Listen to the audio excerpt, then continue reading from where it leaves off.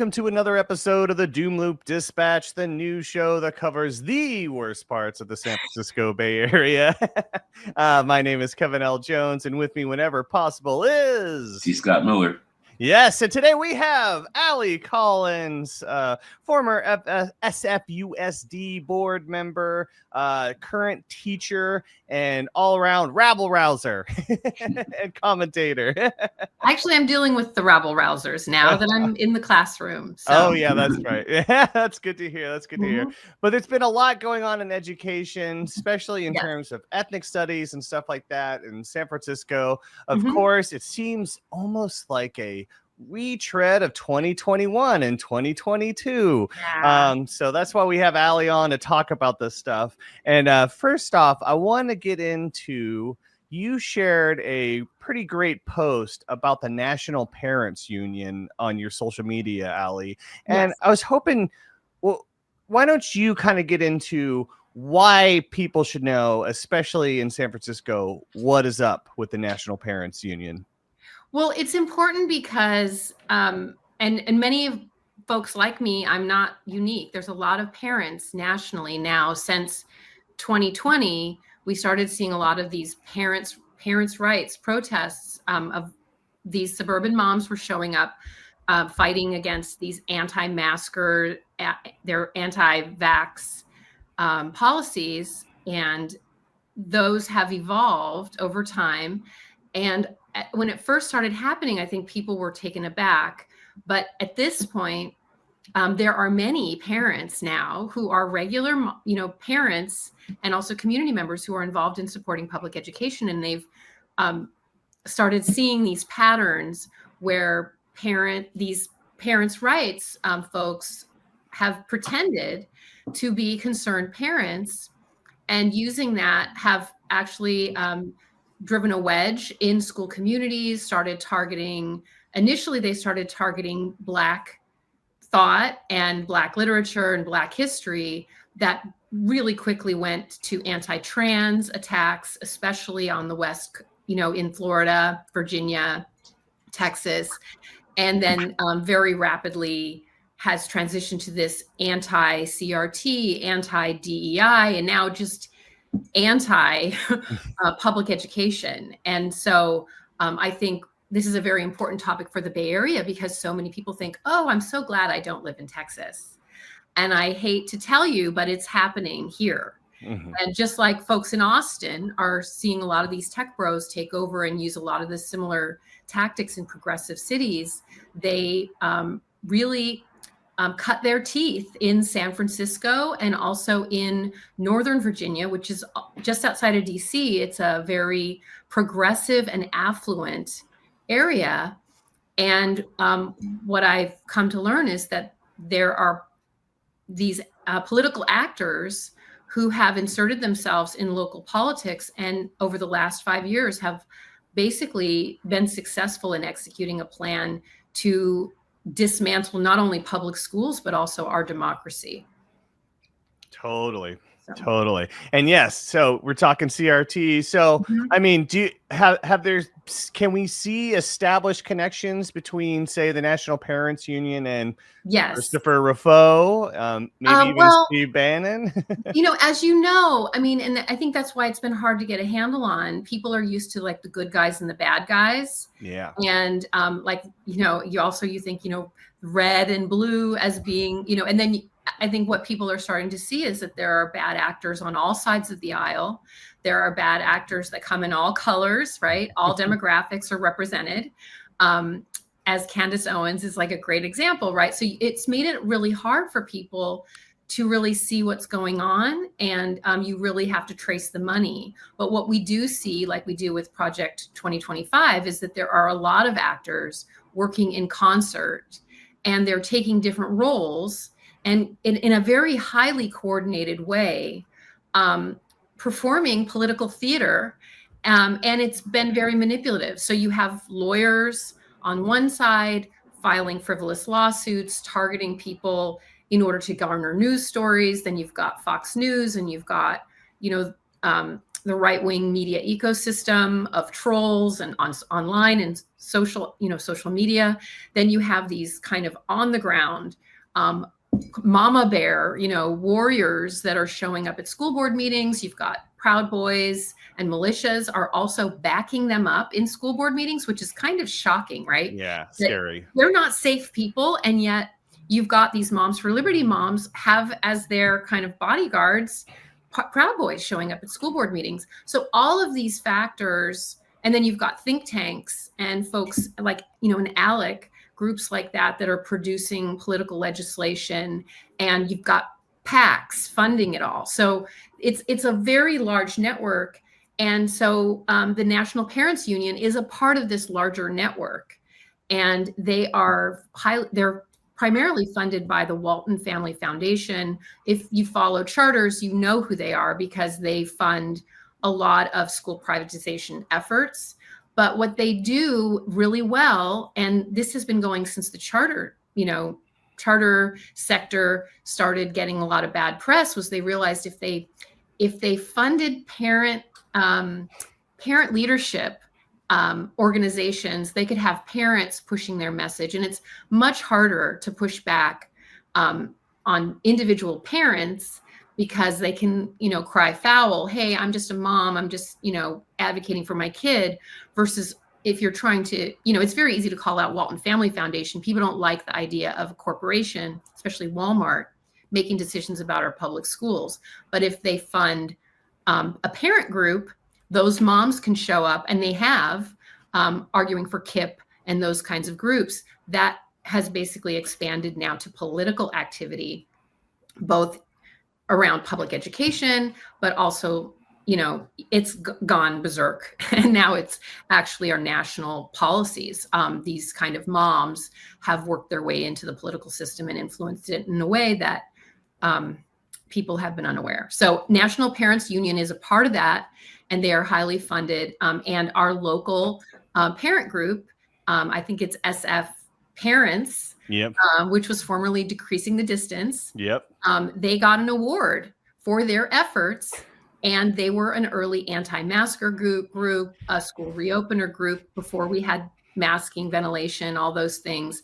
And so they were just like any other group nationally, but somehow because they're in San Francisco, people think, oh, well, we don't have Moms for Liberty. We don't have that kind of right-wing activity, so they don't question. But yeah. I mean, this group is advertising that they got the award, and they wouldn't be giving me an award. Let me just tell you, because I've been who gave them the award, though? I mean, who was the National Parents Union gave them a parent award, and they gave themselves an award. Yeah, they gave themselves an award, essentially. The National Parents Union is a national organization that has advocated on behalf of our current Linda McMahon, our current.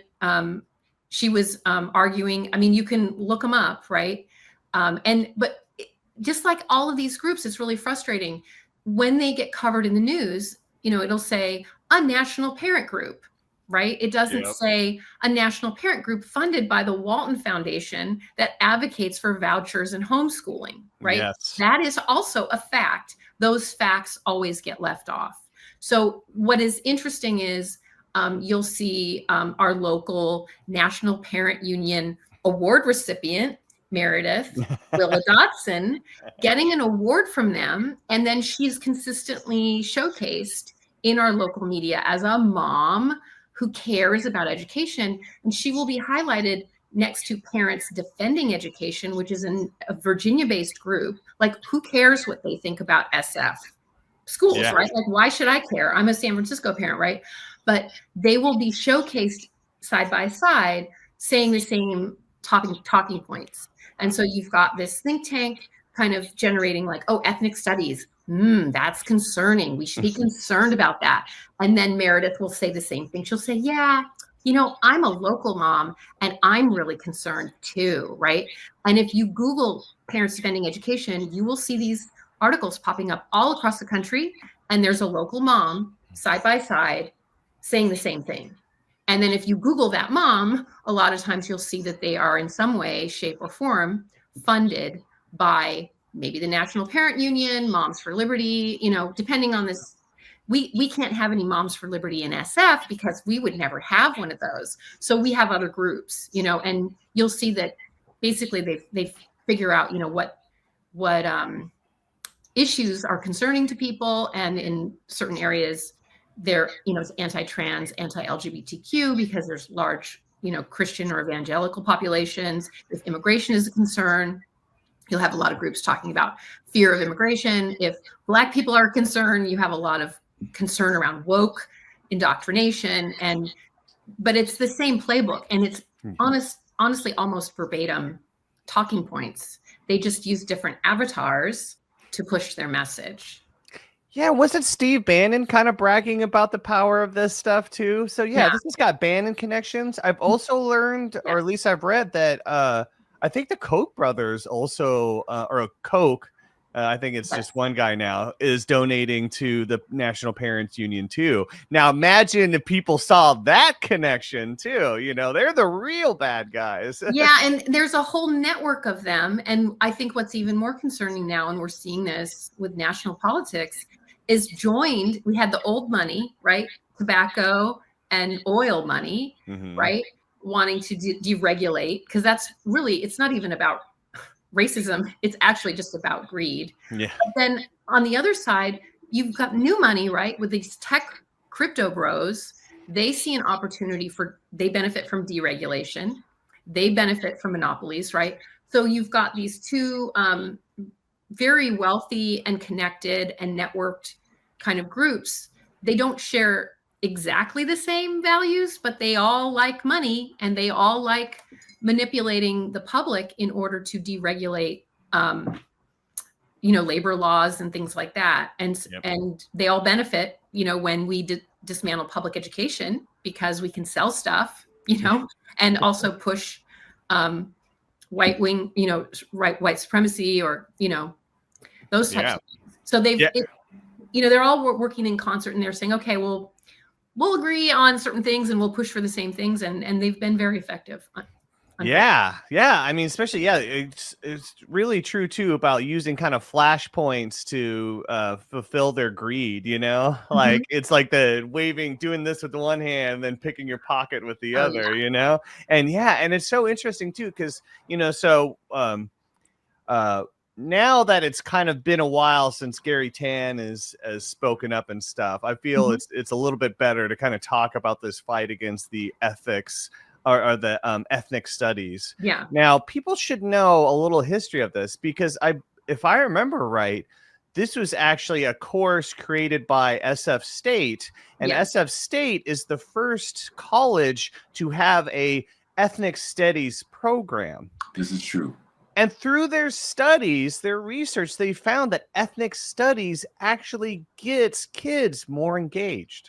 Yeah. You get better attendance, better grades, and they want to stop that. Okay, can we get to why Christian schools even exist? Can we get to Brown versus the Board of Education? Yeah. Like we can say that it's greed, but I personally believe it might be something more esoteric than that.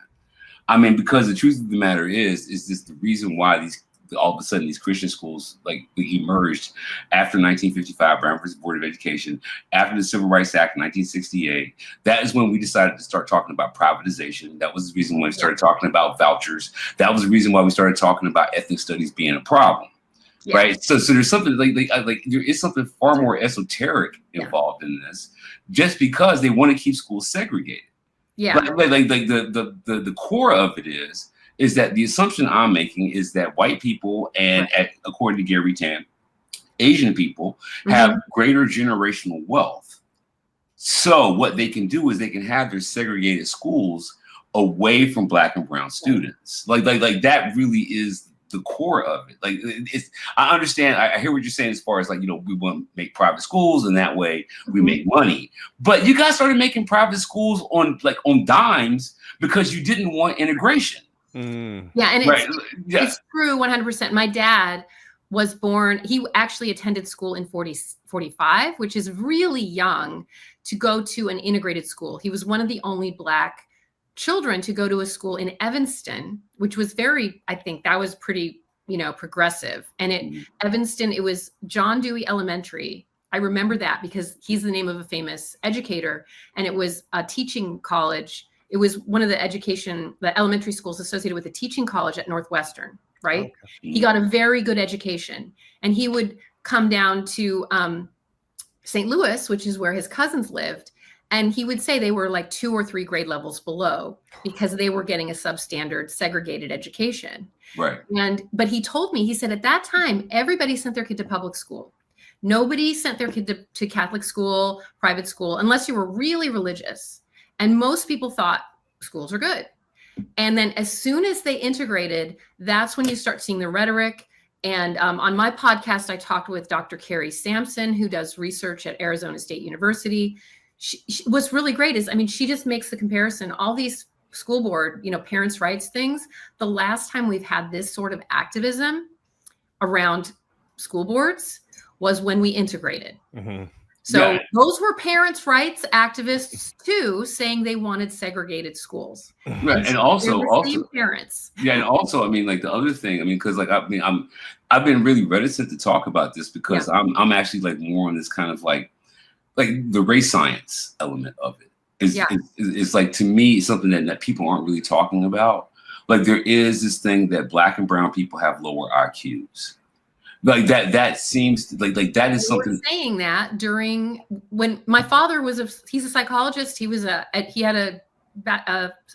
raised me right learning these things because he told me he did his dissertation on these standardized tests, and that was the bell curve. Yes. When that came out, there was this scientific justification of scientific racism, which said that certain races were smarter than others. It has no bearing in science or research, but we are seeing a resurgence of it's like the 60s again. And, in a sense, that's ethnic studies. I was born in 69, and 68 is when they were having student protests at San Francisco State, right? So it really hits me because I feel like it's a part of our heritage as Bay Area residents. They're tacking, and people don't realize it's something I think people just assume is just everybody gets. And now this outside group and these kind of white supremacists, very clearly white supremacists, are questioning why, Black people have come up with their own curriculum and Latinos have informed it. And we need to look at that. And I feel like this is such overseer mentality. Right? Well, it absolutely is. And the thing is, if you I want to take this out to a further extent, because one of the things I'm most, I won't say concerned about, I'm not surprised about it, so I can't say I'm concerned, but every last one of these network state tech fascist guys are race scientists. Yeah.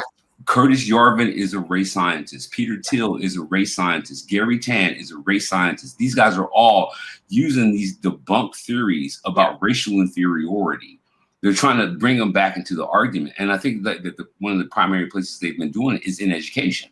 Well, they're also demonstrating their mental inferiority if they actually believe in these things. I think many of them are also from South Africa.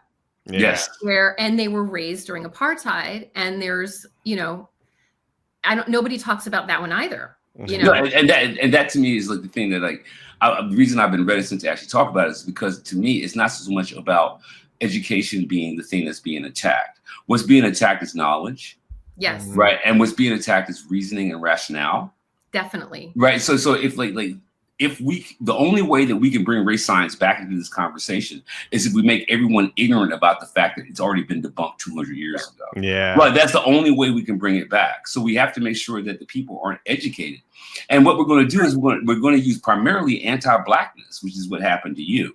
Yeah. Primarily what we're going to do is we're going to use anti-Blackness because there is this thing inside of America, which now is running rampant. Yes. Right. But the thing is let's test the waters by going after the Black educators. And, I'll tell you, I've talked to Black women educators across the country. That's when I started realizing I'm not alone. Right. There's Andrea Kane was these are early on attacks. She was a superintendent right after George Floyd was murdered. she was a superintendent. She wanted to let her Black students know, like, we see you, we care about you. She sent out an email saying Black Lives Matter. She was removed from her position. She is now a professor at University of Pennsylvania. I've spoken to her about that, right? There was a Black female superintendent in San Diego, California. She was pushed out.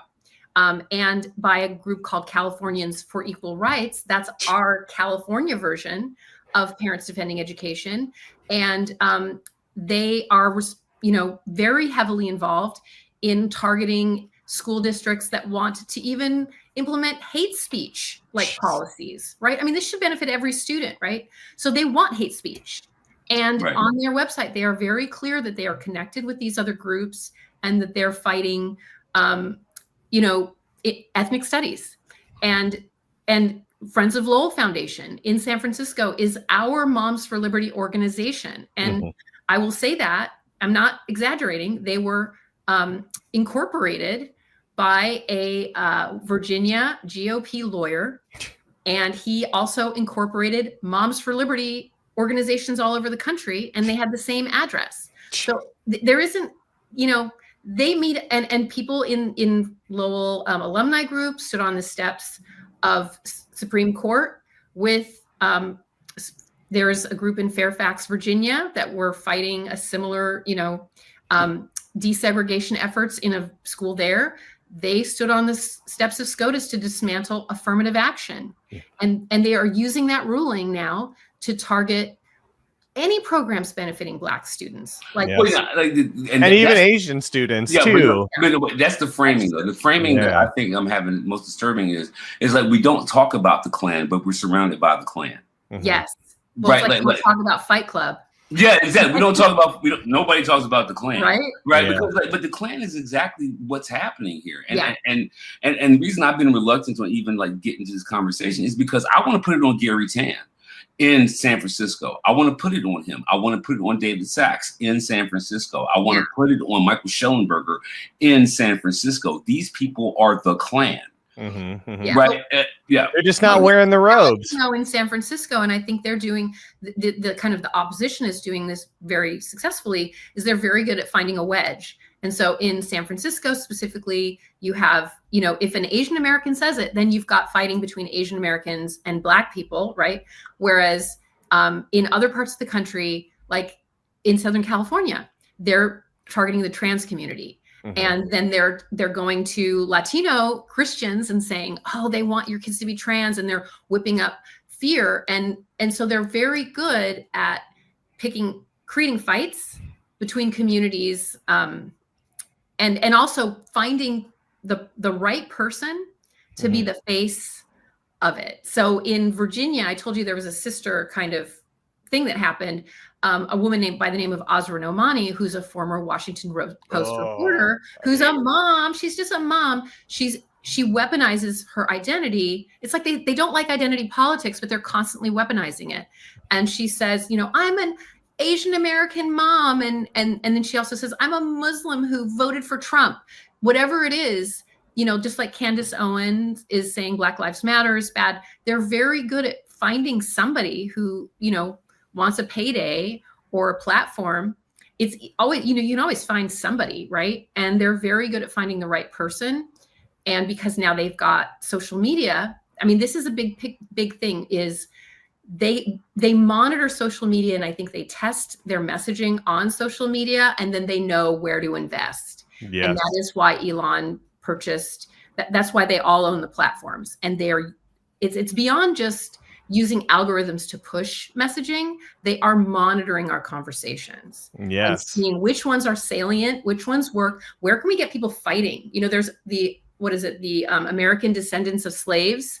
There's ADOS. Black people fighting in the threads with each other about things, right? And they're very good at monitoring, okay, what makes Black people fight with each other? Foundational Black Americans. Yeah. Or like ADOS and FBA. What makes Black people fight with Latinos? Let's figure that out.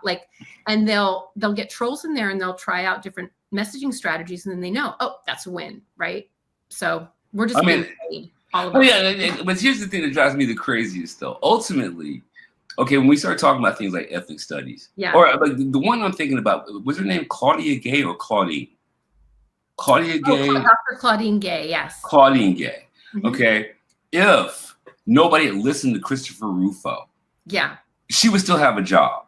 Yeah. But if nobody had listened to him, if nobody listens to Peter Thiel has no influence. If nobody, so what we're doing is we spend all of our time like letting these white people, these white racist men mostly, but every once in a while you get like a Balaji or you get a Tan, right? Or you get a Gagan Bayani, like you get, you get your token representatives, but ultimately it's because we keep listening to these white idiots. Yeah.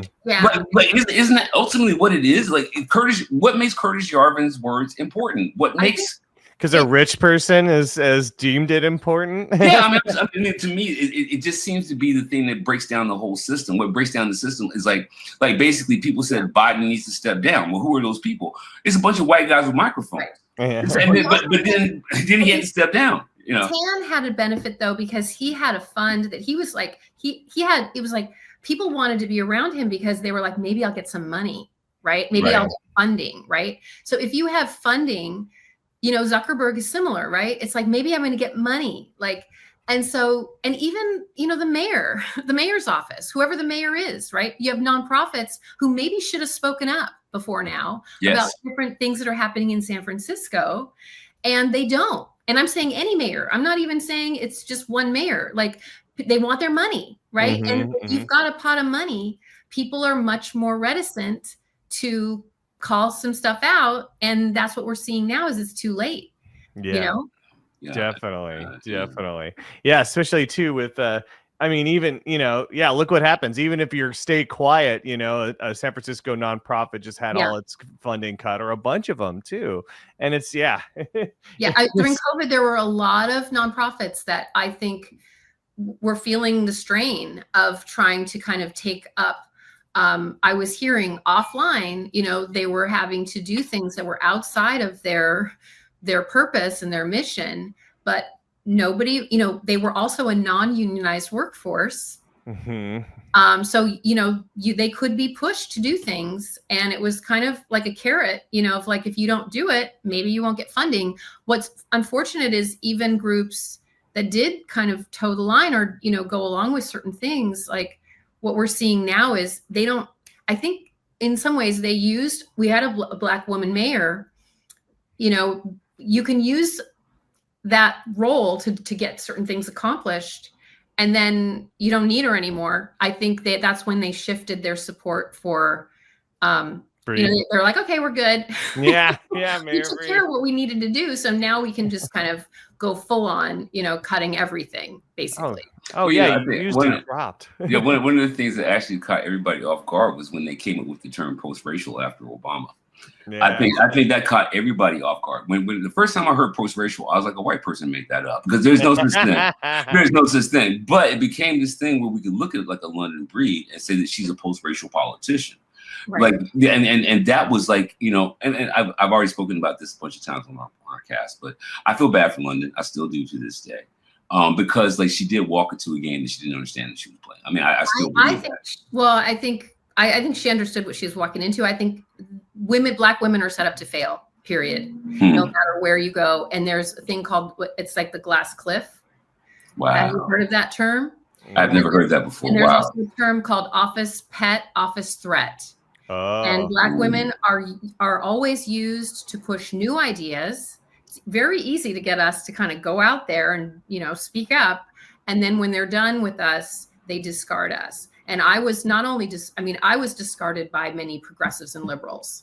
So, I have compassion for her. We all make our choices, right? And nobody's perfect, but there is no way Black women win. I don't know any Black woman who's been in a position of power and wasn't, treated differently, right? I mean, there are,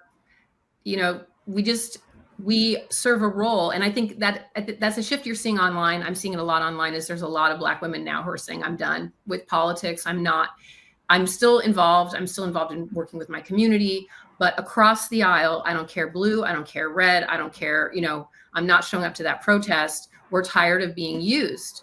We're tired of being, used to push agendas of any side, and then being discarded, and what we're seeing right now, I think, is, I look at the protests now and they're a different color than they used to be. And, I think. Yeah. Well, I mean, like, because, also though, it's like the other thing I find interesting about that, because now we're not on education. I'm sorry, I didn't mean to derail everything. But the thing is though, is that when Black people protest, they come out in riot gear. When white people protest, they come out in uniform. Like, and so like that is like, that's been the thing with these No King protests and all that. It's like I don't look at the people, I look at the cops. Yeah. And the cops are not militarized at those protests. That's the true. minute that it becomes majority Black and majority brown, you better believe they're going to show up with their assault rifles, and you better believe it's going to be ICE. Like, and that is like. Yeah. Although I do think it is shifting. It is going to be shifting, and that is, I think people are going to be like, I'm from LA. That's my hometown, and seeing them, hearing about them going into MacArthur Park. Yeah, that was children were playing there. There's not even a protest happening, right? Yeah. And so we are entering a new era. And I'm getting back to ethnic studies. What's very unfortunate to me is, I took over after a history of ethnic studies in education. I wasn't the one who came up with it, right? It had been there well before I even, maybe when I first came to San Francisco, ethnic studies had been happening at the universities, and then they brought it into the schools, K-12. I wanted to make sure that kids didn't have to wait till they got to high school in order to get content that reaffirmed who they are. But also, I want them to learn about their peers. We have such a rich history in the Bay Area. And we implemented, it was post George Floyd, we voted on an equity studies resolution so that all kids would get ethnic studies content. It was unanimous. Nobody thought it was controversial then. Jenny Lamb co-authored it with me, right? And so to think that, and it also established an external body through the San Francisco Human Rights Commission, to actually allow community members to inform what that content would be, because education should be community responsive, right? And so what's really frustrating for me is we've gone in the total opposite direction. I don't believe in one person deciding things. I think we co-creating is where it's at, and we're going now towards dictatorship, right? Yep. And it's happening on all levels. And if we had that ethnic studies task force built of parents and teachers and community members and students, right, of all backgrounds, they would have a mechanism to say, oh, if you're offended by this, we'll change it. We don't want to offend anybody. And we don't, and also we would have learned about each other. We would have those that solidarity, right, to stand up for one another when stuff goes wrong. And now we don't have that. And I think that is exactly why they're attacking it. Because if I understand where you come from and you understand where I come from, we're more likely to show up for one another and not tolerate ICE in our neighborhoods, or, disparaging, or dehumanizing content in our history books, right? It's not just the Black kids' job to speak up about Black kids' stuff. It's all kids speaking up about all the kids, right? That's what happens when you have ethnic studies. And that is why Black students, when they walked out of Lowell, when there was hate speech in 2016 and again in 2021, one of their demands was mandatory ethnic studies. So I want to get this on the record. If Meredith Dodson, she says she's about equity, she keeps putting Black people in her mouth by talking about, if you cared about equity, and then she blah, blah, blahs about Black test scores, which is basically a way of putting down Black children. Yes. Yeah. Well, winning an argument. Well, what's the Cornell West phrase? White people are taught, Black people are tested. Well, no, man, here's the thing that's even that crazier. Makes me mad, Yeah, I got to talk about Black kids if she's not going to be pushing for ethnic studies, which is what the Black students union. I actually got into an argument with her about this. Oh, wow. I didn't even know who she was. I didn't even know who she was. But what I was saying is that what you're saying is that the segregation that's already taken place in San Francisco, which is reflected in the test scores of the Black students, you're saying that you would like to continue that. Yes. Like that's the part, like the thing that really like dug into my craw was when you're saying this is the product of segregation. We have segregated these Black students and put them in substandard conditions, and now they're not testing well. Well, isn't that exactly what exactly is your solution? Further segregation? Is that the thing? Is that the thing that's supposed to solve the problem? Because that's what you're saying. What you're saying is we have to get rid of ethnic studies. We have to get rid of them understanding and learning about themselves in their segregated and deprived environments, and then things will improve. And my question is, how? Well, there's how? No research. There's also no research that shows that to be true, right? We have Stanford study after Stanford study. We have a lot of studies showing ethnic studies. If you care about that focal group, then you do ethnic studies. If you care about that focal group, you detrack math, which is another thing that they did. They put Black students in substandard and remedial classes, right? And you also remove racism from schools. Like, that's a really basic one. If my kid's going to school and they're getting called the N-word, and my daughter had to hear kids joking about the KKK, that makes her not want to go to class. Yes. Okay. Just like we don't want kids to hear anti-Asian stuff, jokes. That's not okay, right? We should care about all kids. But for some reason, nobody cares when Black kids get called the N-word in school. And that's the other one. If you want to do an audit, there was an equity audit that would have removed hate speech from our schools. They fought that. So if you want to audit stuff and make schools safe because you're saying ethnic studies might offend some kids or harm them, traumatize them, then you should be willing to remove hate speech. Yes. And they fought that. And the woman who wrote a letter to our district saying that, we shouldn't, it was a legal letter, was Harmeet K. Dillon, who is now a Trump appointee. She's at the Department of Justice in the Civil Rights Division. I mean, it's ridiculous. So if Meredith cares about them, then she should be talking about her friend Harmeet. It's just laughable. Or let's talk about Native Americans. How many groups of students have dealt with dehumanizing curriculum that's upsetting to them, and they would like to audit the curriculum. I would like to audit the curriculum and say, don't teach this stuff. It's lies about my community. Yes. Right. So anyway, I really appreciate you guys in talking about this, because I feel like it's just, it just blows my mind in a city that considers itself progressive, that, we're not having these conversations. Yes. Now, here's my issue. I've never seen San Francisco as progressive. Yeah. In the entirety of my life. People like to say it. Yeah. People say it, but I have never. I mean, in the entirety of my life. Like the thing is that San Francisco needs to reckon with its anti-Blackness, which it has always had. San Francisco needs to reckon with the way that they treated the legacy of Harvey Milk even before other people were doing that. Mm-hmm. They need to reconcile with Dianne Feinstein running the Confederate flag up. Yeah. Oh, weird. They need to reconcile with who Dan White is and who Dan White was. Yeah. Right. Like San Francisco is not progressive. He wasn't just a random guy that decided to murder Harvey Milk. No, he wasn't. A random guy. No.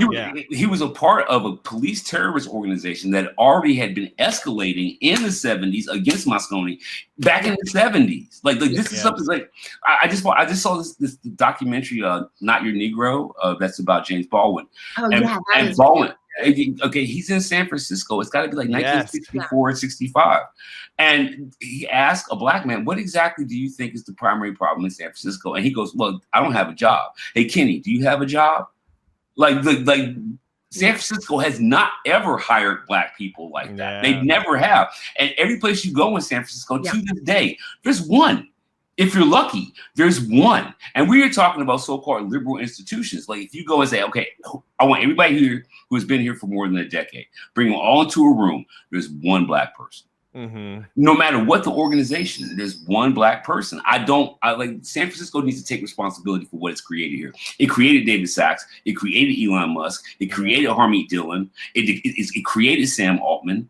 Like San Francisco has created all these people, and they just refuse to take responsibility for it. And they say, we're progressive. I don't see how. Tell me how. What's interesting is I went to visit the very first school, Black school in Boston. There's a Black Freedom Trail. And they talked about the fact that in 1850, that's when there was the 1850 compromise, where we annexed California. And in order to annex California, there was that big debate of well, is it a slave state or is it a free state? And in order to make the compromise, they said, all right, fine, it'll be a free state, but then we can hunt slaves anywhere, which could be any Black person. Yeah. And so what was interesting is in Boston, they were saying when that happened, Black people had, I mean, just like ICE is now, people had to put up signs saying, beware, take care, don't, go behind closed doors. And they were kidnapping people just randomly. It wasn't, it's like you can't, and so California likes to say, oh, we don't have anything to do with it. And it's like, actually you do. Yeah, you do. We are a part of this country, and we are just as much a part of this, the fabric, of, and anti-Blackness.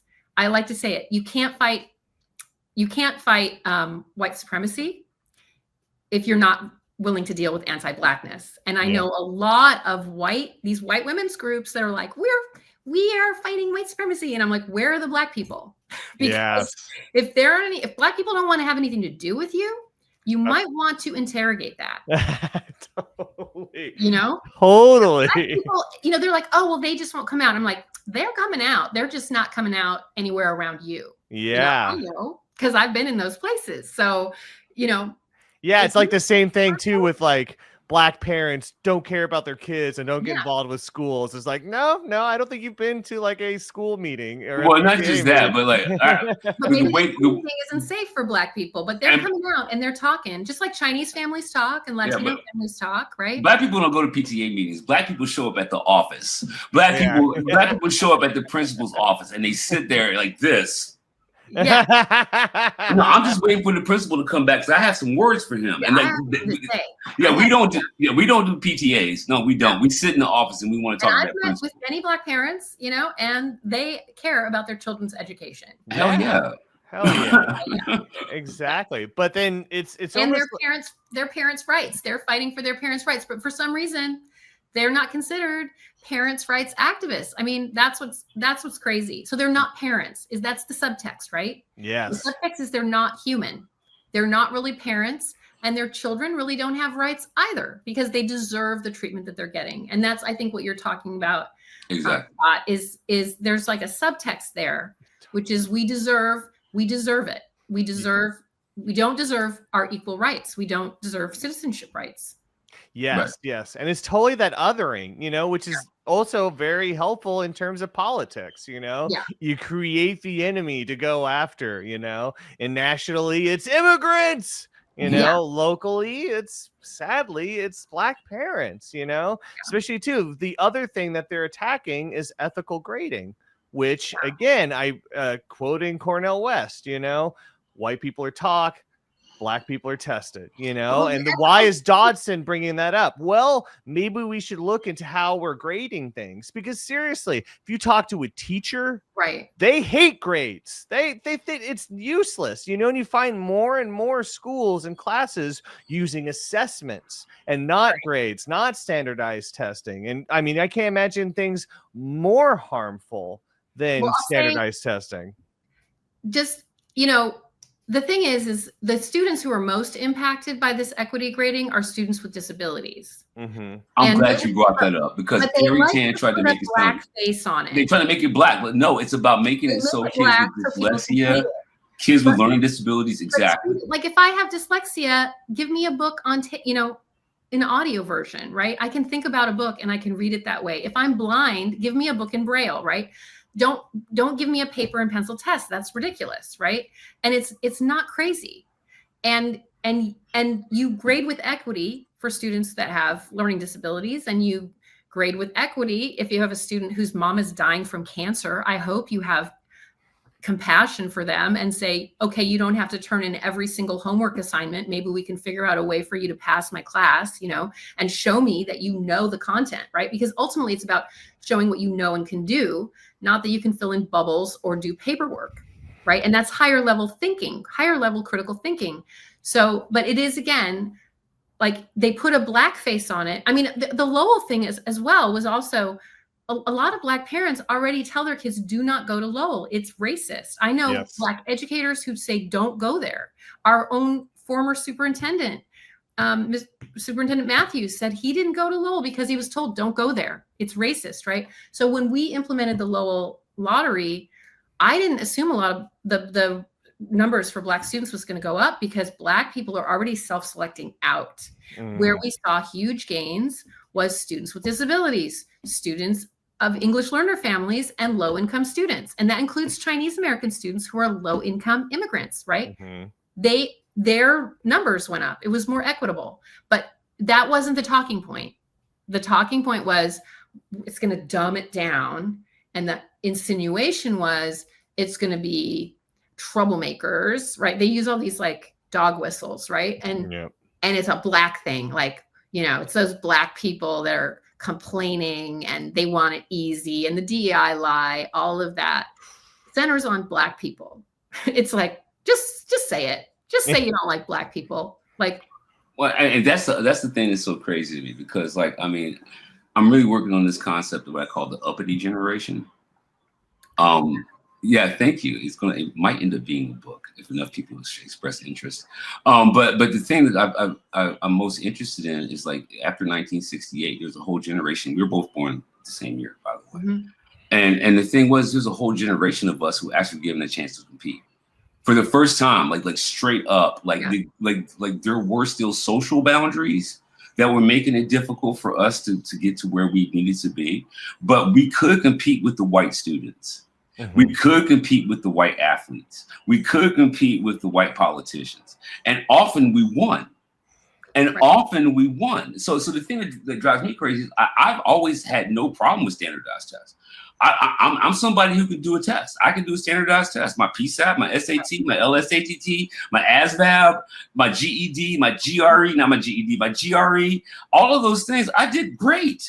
And so the argument being that Black people can't compete. Right.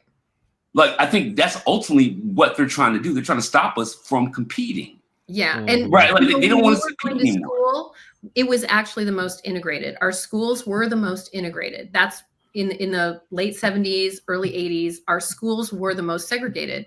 The most integrated. Yeah. And integration is actually a strategy, an academic strategy, which has shown to have benefits for all students, and specifically students that are in the focal populations, right? Right. You know, but that's the thing. It's like the thing that I've always is I'm trying to bring it light to it. But I remember when basketball was all white men. Yeah. And I remember when football was all white men. I remember this. And they actually used to say, this is like early 70s, right? Yeah. They used to actually say, well, Black men cannot physically compete against white men in basketball. No, this is the truth. Like, we didn't get our first. Good to get clips. That would be really good if you can find some clips of that. We did not get our first Black quarterback until 1988. Yeah. Doug Williams with the Redskins. He's the guy that said, I'm going to Disney World. He's the first guy to do that. Yeah. But they said that, okay, maybe Black guys can play every position in football except the smart one, which is the quarterback. And they can't coach, right? Yeah, and they can't coach. Okay, so maybe they can do that, but they can't be a quarterback. And I'm 18 years old. The first Black quarterback in America. I'm a grown man. Yeah. Okay, and so this is the thing. It's like they don't want to compete with us anymore. They just don't want to compete with us anymore. What's so crazy is you've got this idea. They're doing DEI, like they just throw DEI all over the place. And then there's also, and I should say diversity, equity, inclusion. We should say it out because that's what you're really saying is you have a problem with diversity, equity, and inclusion, right? Yeah. But then additionally, merit, right? Merit. Okay. Supposedly we have a president who believes in merit and he appoints people that are all unqualified, right? Like it makes no sense. Yes. Right? None of these people have any qualifications. Even Chris Rufo was complaining, about Harvard and stuff. And he doesn't, it turns out like he was saying he went to Harvard, but then he didn't actually. No, he didn't. He didn't attend Harvard. Yeah. No, he didn't. The adjunct or the. He went to an extension. He went to a Harvard extension. You were not accepted into Harvard, buddy. But no, you weren't. He wasn't accepted into Harvard. If you have these standards, then you should at least follow them, right? Right. And he also too had his own version of DEI, or like white C or DEI or whatever, which was basically he was a failed filmmaker, so he went to the right and said like, "Can I?" Yeah. Have you seen the video that I think he did a video on like LGBTQ teens. Oh it's my god! No, you have to see. He did a video. It was like he was doing teen videos. Yeah, I don't. I mean, you know. Yeah. So it doesn't make any sense. I mean, part of it, I have to say, I don't know how you feel now. Initially, I felt like, oh gosh, you know, these things don't make any sense. I need to tell everyone, and it's like nobody cares, right? Like the point isn't even like that's the point. That's the hardest. That video 2 years ago. No, that's the hardest. That's the hardest. Already exposed it. Nobody cares. Well, nobody. But when we say nobody, I think that's the thing that we need to make a distinction. Okay. Right, and we need to make a harsh distinction when we say nobody. Mm-hmm. Okay, so basically, there are people who are celebrating ICE. Yeah. Right. There are people who are celebrating ICE. And there are people who supposedly call themselves liberals or progressives who do not want to work next to a black person, who do not want to compete with a black person at all, right? And definitely they don't want to have a black person be their boss. Definitely or not. Be their supervisor. No. Right? Like they just like, and that is on both sides of the spectrum. But the thing is that that's not everybody. That's like the people. There are tons of people who did not vote for that shit, and there are tons of people who are actually in the streets marching right now, and there are tons of people who are shouting down ICE in the streets. But the thing is, we spend way too much time focused on the bastards, like the bastards, and we let the media do that to us. We let the media convince us that the bastards' opinion was more important than our opinions.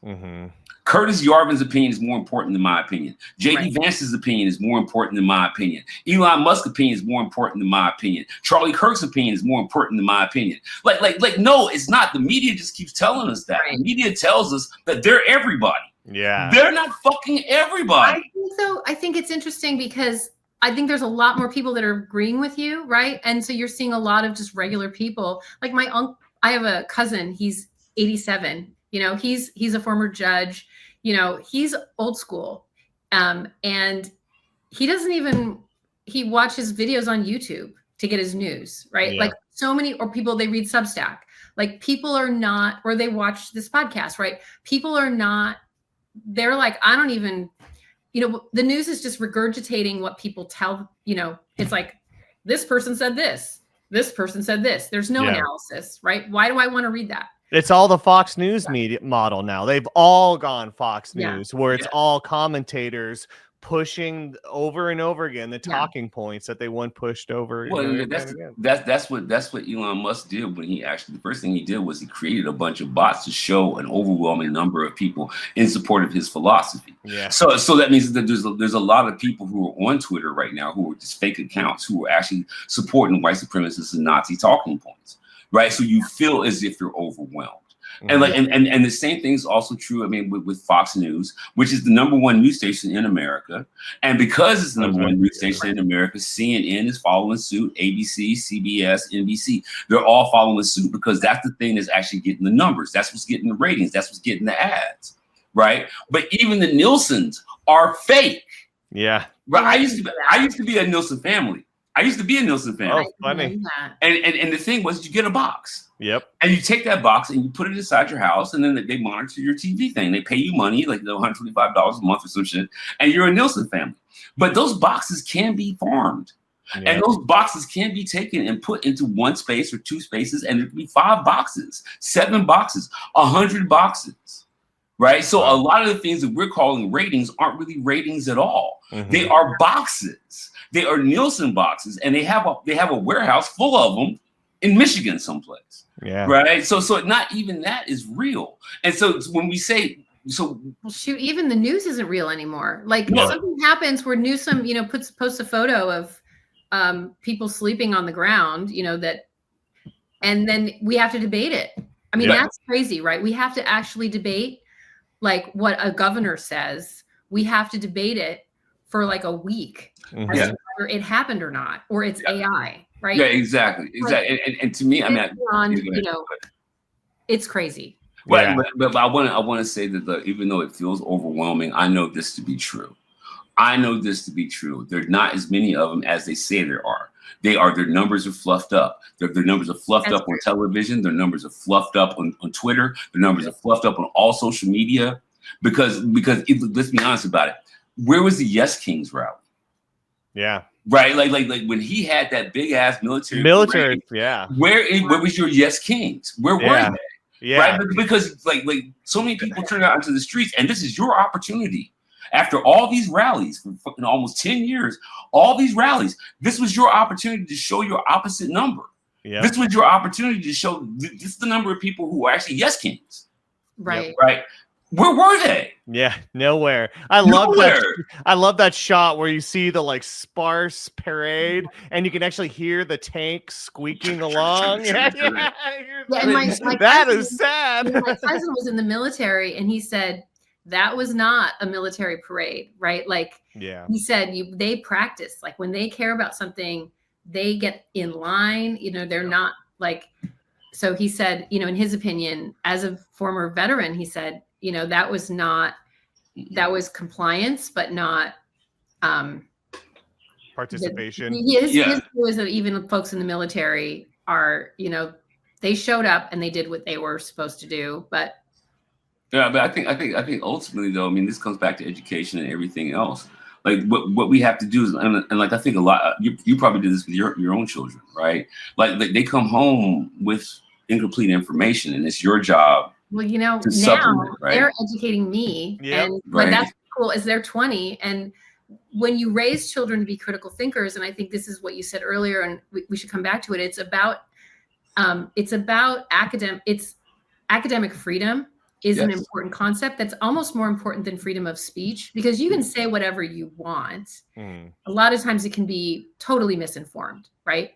RFK can say whatever he wants, and people listen, but academic freedom, and that is concerning, is it the college campuses, but also K through 12, children should be able to be exposed to ideas. They should be able, and that is, I have a friend she does disinformation studies. She's a Black woman. She's been on the net since the 90s, like in the beginning. And she said, this isn't just about freedom of speech or even academic freedom. It's about autonomy. And the people that are trying, these parents' rights people are trying to take away children's autonomy to think for themselves. And I am not threatened by my children having different ideas than I have. And I, don't always agree with them, but I want them to be independent thinkers. And this is against that, right? They want to control their children and control what they're exposed to. But at the same time, with the internet, kids can learn, a kid in a Christian family can learn about what it means to be non-binary. And they can, they're learning about global warming. They're learning about, intersectionality. Like it's been really wonderful teaching and being in the classroom, because I started before the 2000s, right? In 1996. And to go into the classroom and, Bay Area students are woke, right? And I didn't make them woke. They are woke. They are educating themselves. And if you say something that's incorrect, they will correct you, and yes, there's AI and a whole bunch of other problems that we're dealing with too, but they have access to a lot of information. And some of them are very avid in learning facts and care about the environment, care about society and politics and all that. So and that's why it was such a big deal. I'm forgetting what the exact phrase is, but the internet objectivity, where basically the companies themselves can't police what's going on, like what your search terms go to, that kind of thing. I mean, that's a big deal. And the internet companies have been going after that, because that's a big part of it too. They know all this they've known information hurts their cause since the 60s. Remember the 70s, the memo where they talked about the right wing talked about how the free colleges were a problem because you're basically creating revolutions. These are an informed voting bloc, and dang it, they're not getting our tricks. They're not falling for what we want. They're not listening to us because, well, they know better. Yeah, totally. Well, this was great, Alison. Thank you so much for making the time to come on talk about this. This was awesome. Always good to catch up with you. Yeah, I really appreciate both of you guys. And this is the key, honestly. It's like what I always think when I'm upset about something, I always think do the opposite, right? And so if we have these like corporate media and we have more and more media monopolies, right, and stuff. So okay, we got to become producers of media, right? Yes. We have to publish ourselves, right? And we have to talk to people who are knowledgeable. If we're unhappy with all these fake news things, then we need to go to the source. And that's what you guys are doing. And so I just want to say thank you for the Bay Area and also for the nation, because you're holding it down and helping to share and just getting these, getting these ideas flowing, getting people to think critically is the key, right? Like that's the most important thing. Absolutely. And yeah, totally. And we all got to platform each other. Make sure to check out Allie on TikTok and her podcast, Just Talks podcast. That's on Patreon. Support her on Patreon. Yes, I'm hoping to get it going again. There's a lot of stuff to talk about. Yeah. It's kind of overwhelming, but you are a great follow on TikTok. I have to say. Absolutely. Yeah, I'll take great one. Yeah, everyone jump on that. Yeah, sometimes and everyone feisty. Yeah, but it's great. I know when you're like laying in bed looking at a phone, it's gonna be something good. Like, you're on TikTok, and I'm like, like, yeah, I am. I keep it clean, because I'm an educator. And informative, and that's what matters. And everyone should follow us on the socials too, and also check out all the stuff we're sharing too. There's other great platforms. Sad Francisco, Dean Preston is doing a lot of great stuff. Pamela Price, killer. There's amazing. There's so many great creators that everyone should check out. Another Black woman, right? Yeah, it's targeted. I'm really happy about Barbara Lee, though. We do need to celebrate the wins. Yes. And support her and be willing to be ready to show up, right? Because we know they're going to come for her. Oh, they're already trying already. They're already that's a totally different episode, but they're already trying. Oh my God, Len Raphael just needs to shut up. They all need to shut up. Totally. Every last one of them. Anywho's, all right. Well, follow us on the socials. Support us on Patreon. Until next episode. Keep fighting the good fight. Yeah. Bye. Bye.